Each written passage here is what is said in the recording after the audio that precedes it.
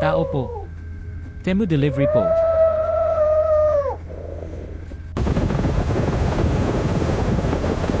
Gusto ko ang leeg mo.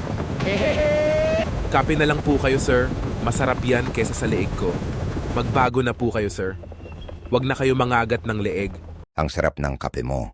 Kasama ba ito sa promo ng delivery ng Temus? Bigyan kita ng bonus dahil matapang ka at mabait pa. Sa iyo na itong brilyante. Thanks po, sir.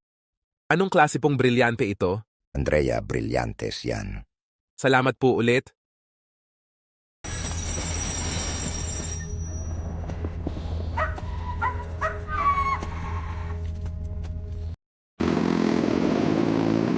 Buti nakuha sa kape si Dracula. Tara, tayo.